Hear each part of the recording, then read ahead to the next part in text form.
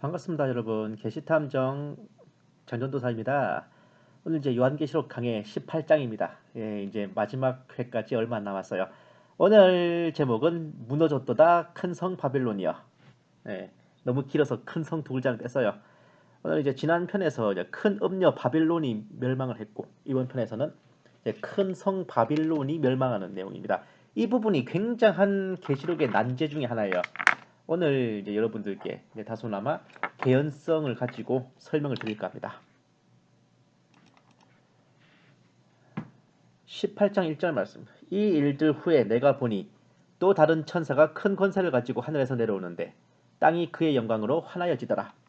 예, 그렇게 이제 17장에서 이제 짐승을 타고 거들먹거리던 음녀가 참혹하게 끔살당하는 모습을 보고 난 사도 요한의 눈에 또 다른 천사가, 그것도 큰 권세를 가지고 땅을 환하게 비칠 만큼의 거물급 천사장이 내려오는 것이 보였습니다. 2, 3절 말씀. 그가 큰 음성으로 힘있게 외쳐 말하기를 큰 바빌론이 무너졌도다 무너졌도다. 마귀들의 거처가 되었고 온갖 더러운 영의 소굴이요 모든 더럽고 가증한 새의 소굴이로다. 이는 모든 민족들이 그녀의 음행으로 인한 진노의 포도주로 취한 까닭에 땅의 왕들이 그녀와 더불어 음행하였고 또 땅의 상인들은 그녀의 사치와 풍요함으로 부유하게 되었음이라 라고 하더라. 이 구절에서 지난 계시록 14장 강해에서 나온 천사의 메시지를 기억하신다면 박수 쳐드릴게요. 바로 똑같은 멘트로 큰 바빌론의 멸망을 선포했던 그 장면은 예고편이었어요. 이제 그것이 본편으로 진행되는 중입니다. 사도 요한은 본방사수하고 있는 거예요. 사실 앞전에 분명히 큰 음녀인 바빌론이 열불과 짐승에게 깡그리 숙청을 당해 불태워졌는데 바로 다음 장에서 또다시 무너짐이 선포되는 것에 많은 종말론자들의 의견이 분분했습니다. 혹자는 큰 음녀 바빌론은 종교적 바빌론이고 큰 성 바빌론은 경제적 정치적 바빌론이다. 혹자는 큰 음녀 바빌론은 로마 카톨릭을 의미하는 종교적 바빌론이고 큰 성 바빌론은 옛날 그 바빌론 터에 재건된 신 바빌론이다 라고 생각하기도 했습니다. 또 혹자는 앞전에 큰 음녀 바빌론이 패망하고 벌거벗기고 살을 먹히고 불태워지는 환상이 18장에서 구체적으로 성취되는 모습을 보여주신 것이다 라고 하기도 해요. 그렇다면 이번 장에서 그 바빌론을 멸망시키는 주체인 열불이 한 번이라도 언급돼야 하는데 안 나오죠 전혀?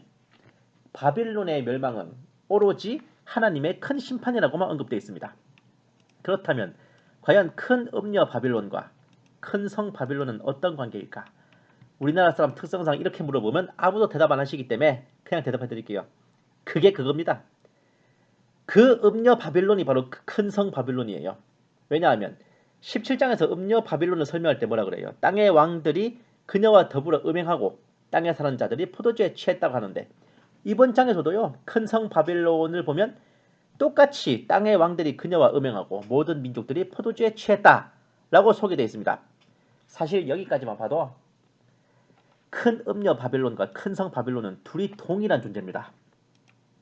그런데 어떻게 앞전에 열불에 의해서 멸망한 바빌론이 장을 넘기자마자 또다시 등장해서 하나님께 멸망할까? 왜 이렇게 되는 걸까요? 이 대목은 많은 마라나타 사역자들에게 수수께끼이자 대표적인 계시록의 난제였습니다. 또한 여기에 대해서 지금까지 속 시원하게 풀어준 강해나 분석이 딱히 있지 않아요. 지금까지 의견들이 분분했는데 본 계시탐정의 추리가 다소나마 이 비밀을 푸는데 참고가 될 수 있길 바랍니다. 우선 이번 장의 큰 성 바빌론이 지난번 큰 음녀 바빌론과 별개의 존재가 아니라는 거, 바로 다음 구절입니다. 18장 4절 말씀이에요. 또 내가 들으니 하늘에서 다른 음성이 나서 말하기를 나의 백성들아 그녀에게서 나오라. 그리하여 그녀의 죄들의 동참자가 되지 말고 그녀의 재앙들도 받지 마라. 이건 킹제임스로 읽은 거고 개역 성경으로 보면 이제 내 백성 거기서 나와 그의 죄에 참여하지 말고 그의 받을 재앙들을 받지 말라. 여기선 그녀인데 여기는 그냥 그라고 되어 있죠. 묘하죠. 이 대목은 뭘 의미할까요? 보시다시피 계시록의 스토리에 의하면 지금은 7대접지향이 진행 중입니다. 아마겟돈 전쟁과 지상 재림을 목전에 둔 시점인데 뜬금없이 무슨 주님의 백성들이 그 큰 성 바벨론에 들어앉아서 그녀의 죄에 동참할까 말까 고민하고 있다는 겁니까? 이 대목은 앞전에 개구리 같은 새 영이 왕들을 모으는 것을 얘기하다가 갑자기 내가 도둑같이 오리니 깨어있으라고 하셨던 그 대목처럼 일종의 방백입니다. 이런 음녀 바빌론이 나타나 교회와 성도들을 미혹하고 그 배도와 배교의 죄악에 주님의 백성들이 가담하도록 꼬드길 것을 미리 아신 하나님께서 바빌론의 멸망을 선포하는 미래 예언을 하시는 가운데 그것을 읽을 현재 교회와 성도들에게 미리 경고를 하시는 거예요. 이 음녀 바빌론, 큰 성 바빌론이 미래에 이렇게 멸망할 것이다. 그러니 너희들은 이들의 죄악에 가담하지 말고 미혹되지 마라. 바로 그 말씀입니다. 그러니까 앞전에 사도 요한을 통해 그 음녀의 모습을 세세히 인상착의를 묘사하면서 경계를 삼으신 겁니다. 바로 로마 카톨릭과 그들의 배도와 배교, 그들이 이끌어갈 뉴에이지와 에큐메니칼, WCC와 종교다원주의, 그렇게 휴거 이후에 최종적으로 완성될 세계 통합 종교, 단일 세계 종교라는 큰 음녀 바빌론에 미혹되지 말라는 주님의 경고입니다. 이 중에 현 시점에서는 바로 뉴에이지, 에큐메니칼, WCC, 종교다원주의가 되겠죠. 한글 킹제임스 성경의 우수성을 한 번 더 엿볼 수 있어요. 개혁 성경으로 보면 과연 이 바빌론이 앞전에 그 음녀 바빌론과 동일한 존재인지 정말 의구심이 들거든요. 꼭 별개의 존재같이 써놨다니까? 일단 지칭부터가 그의 재앙들에 참여해주고 그예요. 그런데 한글 킹제임스에서는 그녀라고 명확하게 호칭합니다. 이 큰 성 바빌론이 앞전에 그 음녀라는 것을 지칭, 호칭 하나에서부터 딱 밝혀두고 있는 거라니까. 번역만 똑바로 해도 이 계시록의 난제의 상당수가 없어집니다. 5, 6절 말씀.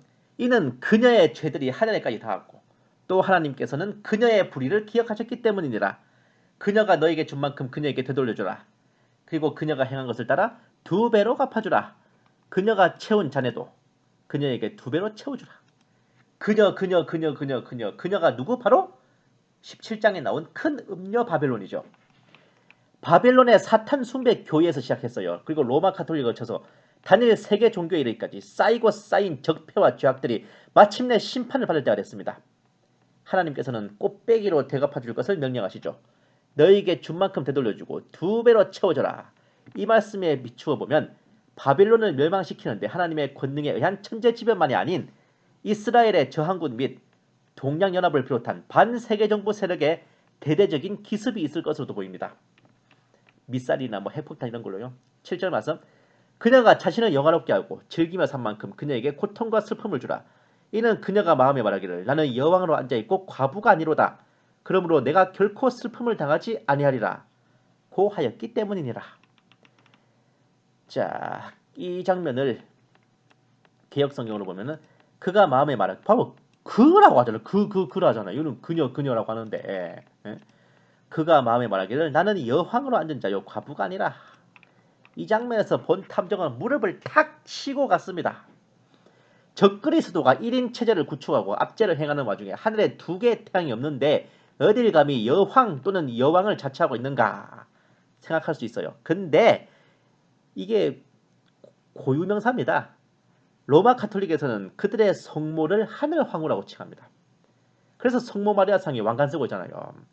우리가 흔히 예수님의 모친 마리아라고들 생각하는 그 성모는 이미 마리아가 태어나기 오래전부터 존재하고 있었습니다. 예레미야 7장 18절 말씀.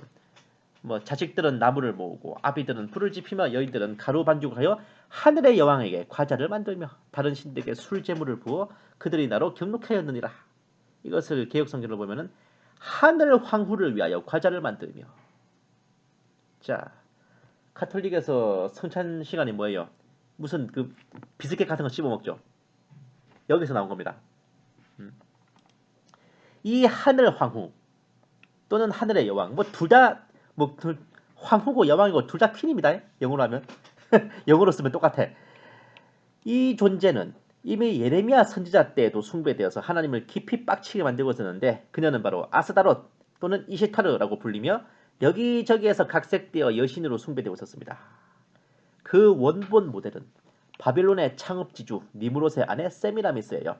바빌론의 왕비 또는 바빌론의 여왕인 그녀는 남편인 니무롯이 죽은 후 막 태어난 아들 담무스를 니무롯의 환생이라고 속여 자신을 성모라 칭했고 하늘의 여왕이라 자처하며 스스로를 신격화했는데 그로부터 성모 숭배가 시작되어 그 세미라미스를 하늘 황후, 하늘의 여왕으로 경배했던 것입니다. 나는 남편 잃은 과부 따위가 아니라 여왕으로 앉은 자라는 저 외침은 바로 그 바빌론 교의의 근원이 되는 세미라미스가 외쳤던 그 소리였으니 그 바빌론 사탄 숭배의 후신인 로마 카톨릭 음녀 바빌론이 자기 자신에게 그리고 열국을 향해 내뱉는 소리였습니다. 그러니 계시록을 읽는 성도들은 7절을 읽으면서 바로 눈치를 까라는 키포인트예요. 열쇠라니까. 아하! 전년이 그년이구나. 눈치 까시라 그겁니다. 8절 말씀. 이로 인하여 그녀의 재앙들이 하루 만에 닥치리니 죽음과 슬픔과 기근이요 또 그녀는 불로 완전히 태워지리니 이는 그녀를 심판하시는 주 하나님은 강하시기 때문이니라. 큰 성이자 음녀 바빌론이 개발살이 나는 데는 단 하루면 충분했습니다. 핵공격이라도 당했는지 혹은 화산이라도 폭발했는지 바빌론 전역이 불태워지고 초토화됐어요. 혹자는 불로 완전히 태워졌다는 표현에서 앞전에 열 뿔이 음녀의 살을 먹고 불로 완전히 사른다는 것을 떠올리기도 하시는데 엄연히 그녀를 심판하시는 주체가 하나님이시기에 열 뿔과는 무관한 겁니다. 물론 하나님께서 열 뿔을 주관하셔서 음녀를 불태웠다 하실 수도 있겠지만 좀 더 복잡한 곡절이 있어요. 90절 말씀. 그녀와 더불어 행음하고 즐기며 살던 땅의 왕들이 그녀가 불에 타는 연기를 볼 때 그녀로 인하여 울며 애곡하리니 그들은 그녀가 당하는 고통이 두려워 멀리 서서 말하기를 슬프도다 슬프도다 큰 도성 바빌론이여 견고한 도성이여 일시에 너의 심판이 임하였구나 라고 하리라. 이번 장에서 바빌론의 멸망이 앞전 17장에서 음녀가 숙청당하는 것과 별개의 사건의 이유가 바로 이겁니다.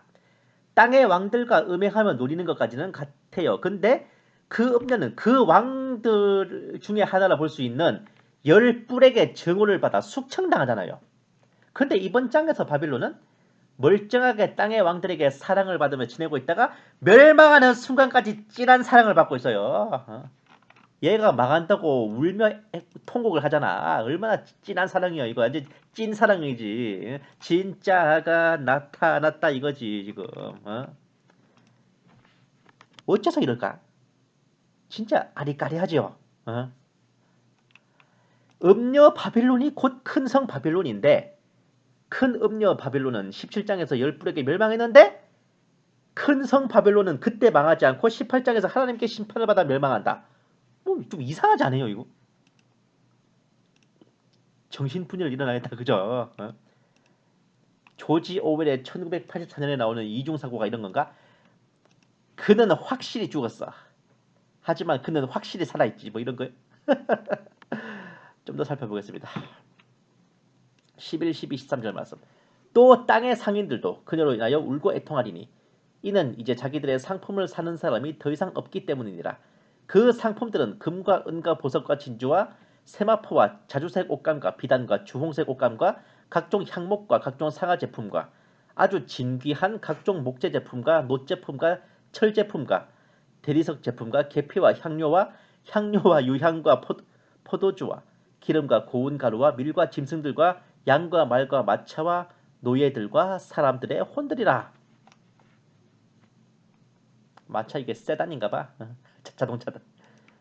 다소 종교적 분위기의 음녀 바벨론과 달리 큰 성 바벨론은 조금 거대한 경제와 무역의 중심지죠. 조금 분위기가 달라 이게. 온갖 사치품들과 생필품들이 거래되며 게다가 인신매매가 행해지는 노예 시장까지 있어요. 노예들과 사람들의 혼이라 그러지만 원문에는 육체와 혼들입니다. 노예들과 사람들의 혼들 자체가 인신매매를 당해 팔려가고 팔려오는 사람들을 뜻하는 거예요. 적그리스도가 지배하는 영역 내에서 짐승의 표를 받지 않는 자들, 혹은 새로 점령한 지역에서 짐승의 표를 받지 않는 자들, 완충지대에서 짐승의 표를 받지 않는 자들, 또는 짐승의 표를 받았지만 딱히 이용 가치가 없는 자들이 세계정부 요원들 혹은 세계정부의 인증을 받은 노예 상인들 내지 추노꾼들에게 납치되어 상품처럼 끌려와 노예시장에서 팔려나가고 더 나아가서 인육시장까지 끌려와 식재료로 팔려나가는 것은 당연히 예측해 볼 수 있는 상황입니다. 그래서 아마 육체와 혼을 따로 한 게 아닐까?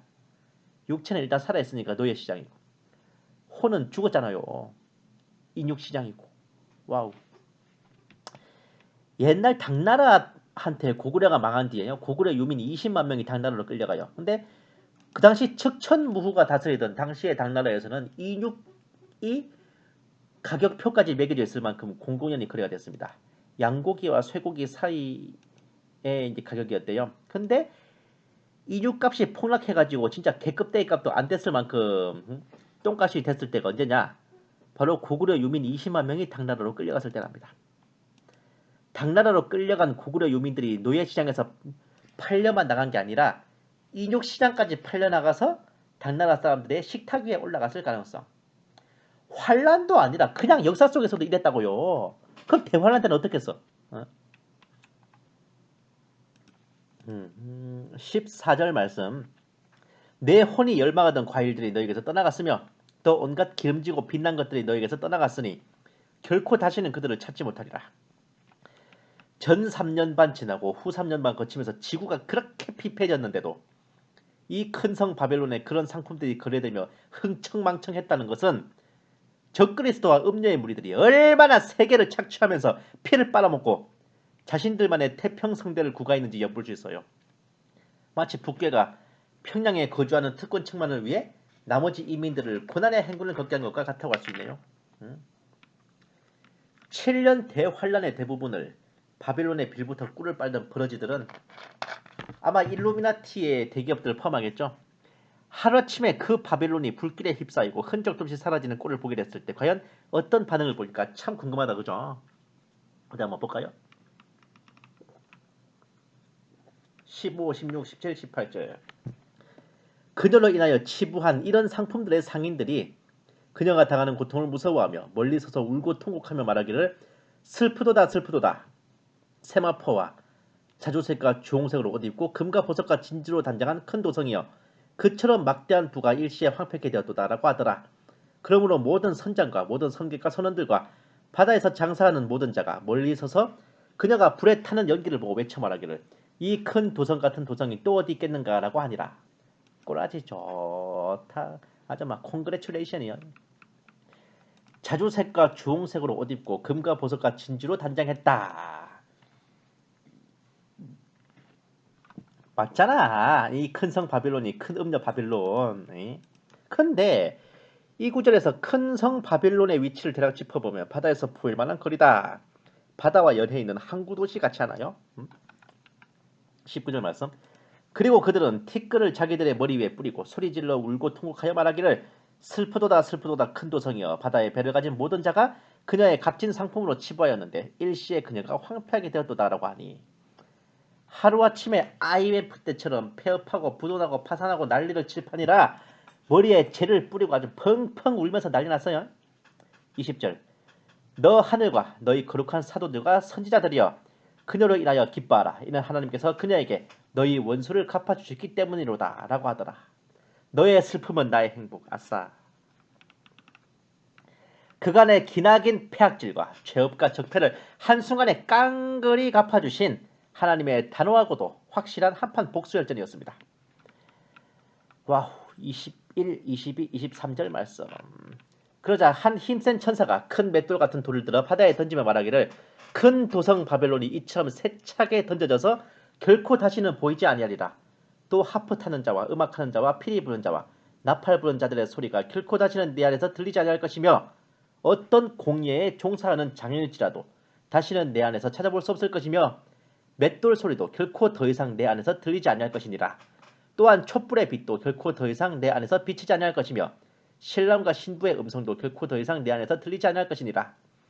이런 내 상인들이 땅의 귀인들이었으며 내 마술로 모든 민족들이 미혹되었기 때문이니라.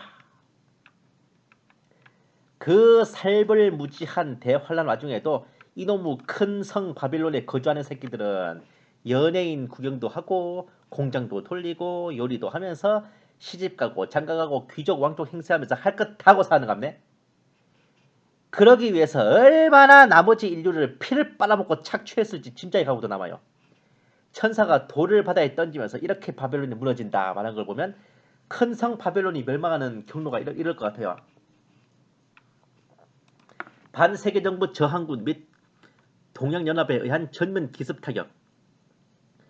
그리고 화산 폭발과 지진으로 인한 붕괴 및 대화재, 불에 타고 무너진 후 아예 아틀란티스 대륙처럼 침몰해버린다.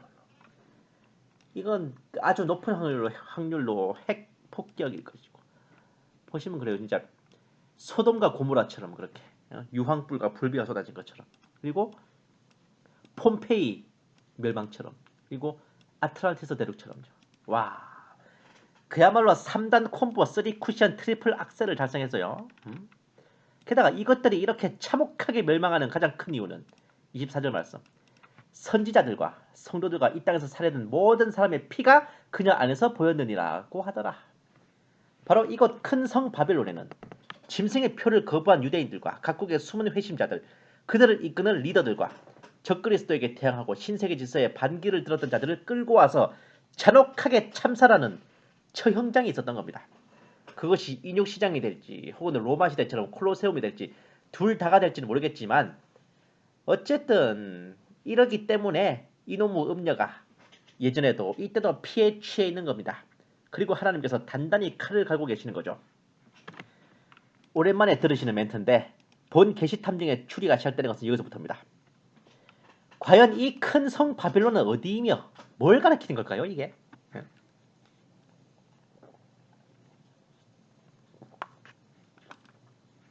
많은 종말론 학자들이 큰 성 바벨론을 재건된 고대 바벨론시, 예루살렘, 뉴욕 또는 로마 이렇게 해석하는데, 위치는 둘째치고라도 이 큰 성 바빌론과 앞전에 큰 음녀 바빌론 둘이 어떤 관계인지부터 한번 살펴봐야겠어요.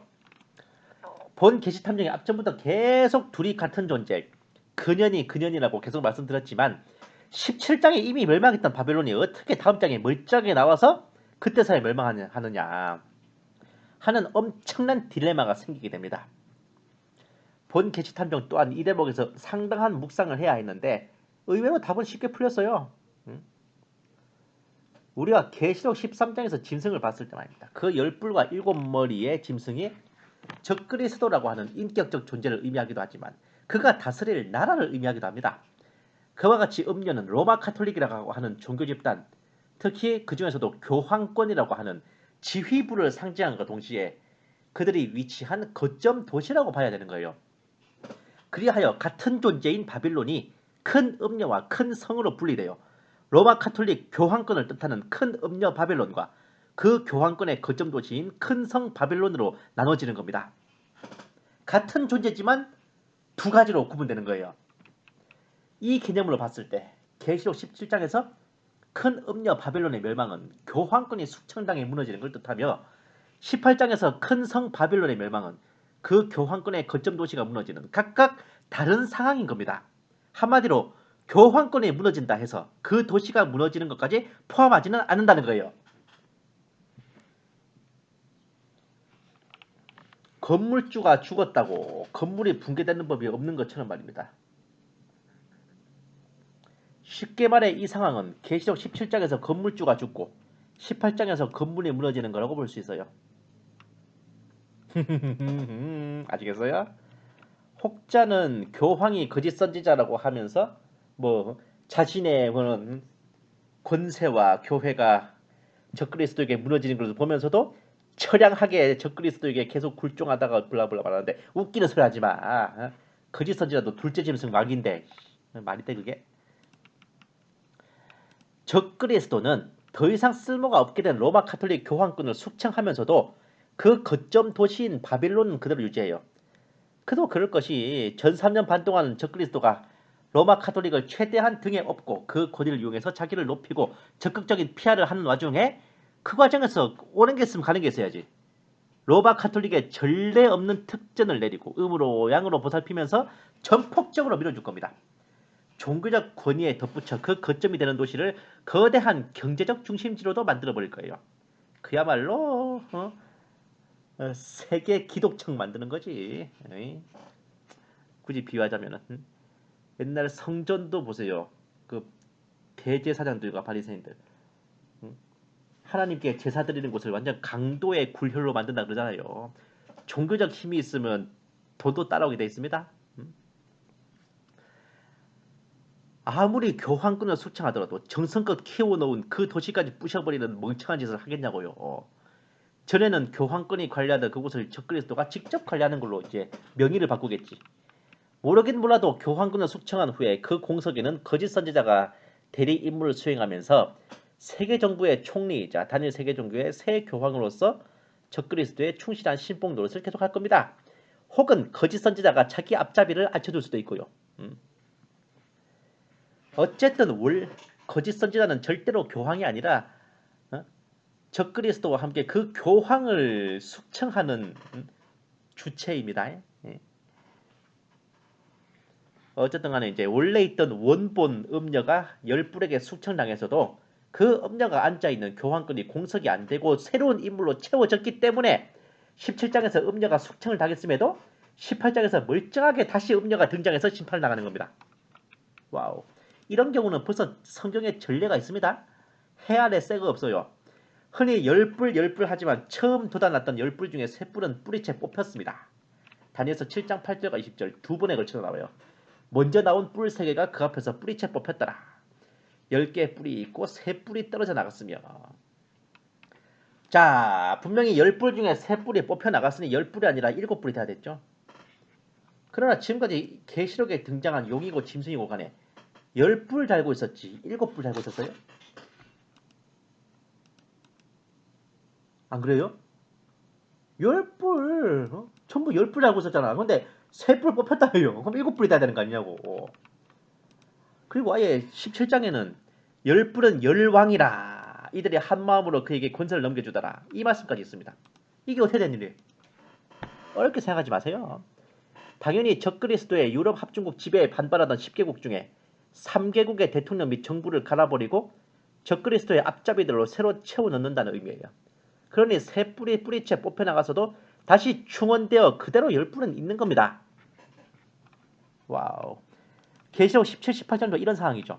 결국 음녀라는 건 특정 인물이 아니라 직책명이라고 보시면 돼. 그 음녀에 해당하는 직책에 누군가가 앉으면 다시 그대로 채워지는 겁니다. 12사도 중에 가룟 유다가 빠졌어도 11사도 아니잖아요. 마띠아가 들어갔잖아. 그렇게 12사도의 편제가 그대로 유지되는 것처럼 말이죠.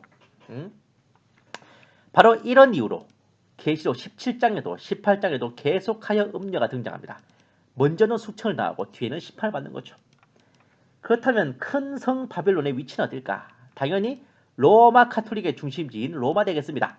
뉴욕도 아니고 나폴리도 아니고 구바벨론도 아니고 바로 그 로마시예요. 모르긴 몰라도 유럽 합중국의 수도 자체도 로마로 옮겨올 건데 교황청은 원래부터 로마 내에 바티칸에 있었으니 적그리스도가 이사를 와서 둘이 같이 붙여 지내게 될 셈이죠. 단순히 음녀가 7산의 도시에 앉았다 해서 7산의 도시 이꼴은 로마이니 그 거점 도시가 로마라고 하는 게 아닙니다.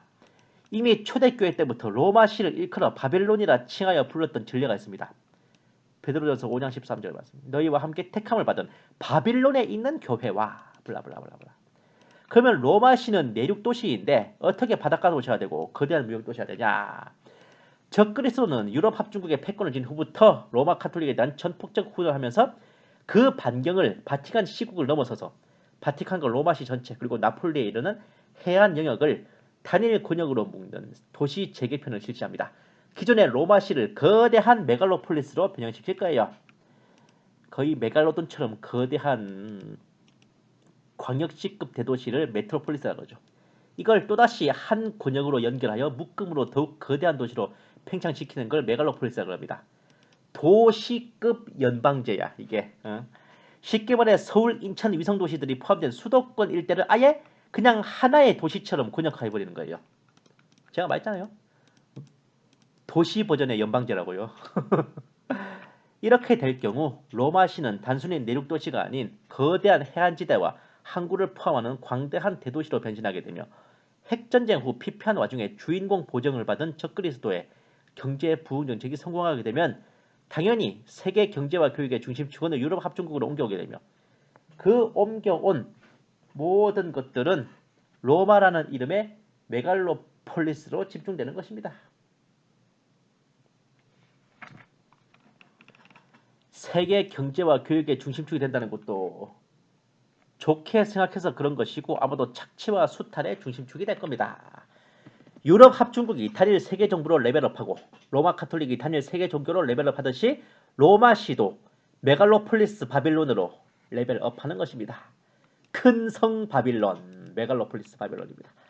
과거 나치 독일의 히틀러가 자신이 집권하는 데 도움을 준 정치 깡패 조직인 나치 돌격대를 토사구팽하여 처단한 장금의 밤이라는 사건을 일으키는데, 그 사건으로 인해 나치 돌격대의 기존 간부들이 대거 숙청되었음에도 나치 돌격대라는 조직은 그대로 유지됐어요.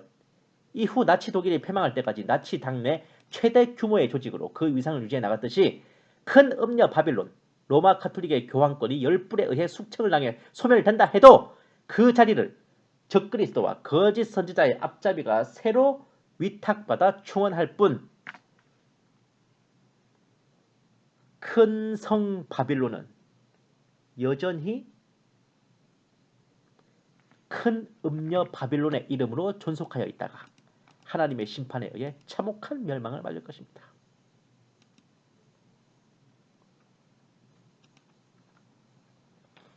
이제 큰 성 바빌론도 무너진 이상 신세계 질서 단일 세계 정부의 중심부가 붕괴된 겁니다. 이제 적그리스도에게도 남은 것은 최후의 발악뿐이에요. 그 최후의 발악이 도착하게 될 아마겟돈 벌판을 구경하시려면 이어지는 계시록 19장 강해를 기대해 주십시오. 이 일들 후에 내가 들으니 하늘에서 많은 사람의 큰 음성이 있어 말하기를 할렐루야, 구원과 영광과 존귀와 권세가 주 우리 하나님께 있도다. 계시록 19장 1절 말씀. 할렐루야, 존귀하신 주가 다스리네. 아싸. 감사합니다. 계시탐정 장전도사였습니다.